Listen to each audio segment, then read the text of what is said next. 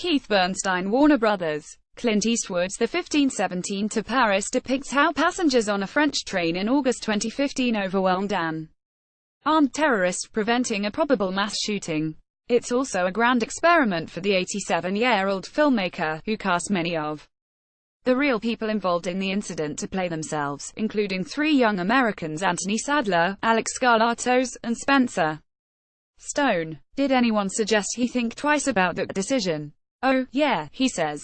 A lot of people suggested that.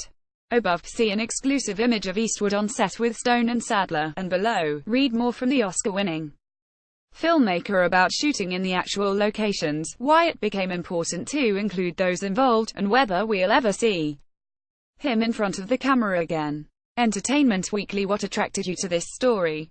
Clint Eastwood. It was a tribute to the common man. These were just young men going on a trip, and when this terrorist got on the train, they jumped into action and potentially saved a lot of lives. The terrorist happened to have 2 guns, an AK-47 with almost 300 rounds of ammunition, and a Luger. He obviously wasn't up to any good. How did you come to cast the actual people as the film's leads?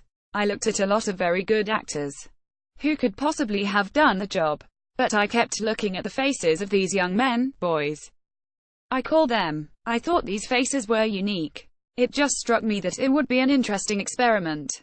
It could be bold or reckless, depending on how it comes out. Laughs anyway. They were enthusiastic about trying it. So we went with them, and I think people will be a little surprised.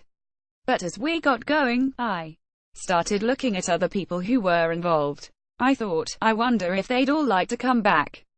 One thing led to another. You shot at the locations where the events happened. We shot at the exact locations. One couple, Mark and Isabel Mugalian, he had been shot in the neck and almost died. I think it was a catharsis for them to come back and revisit it with all the people.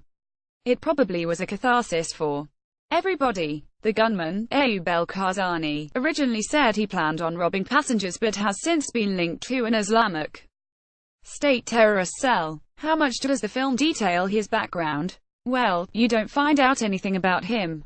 It wasn't his story. You're not in this film yourself. Will we ever see you in front of the camera again? I'm sure, when the right thing comes along, a valuable character that would suit me, I'd go for that. If not, I'll stay right in the back. Laugh. Sayman's got to know his limitations.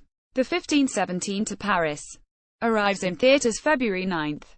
You may like comments.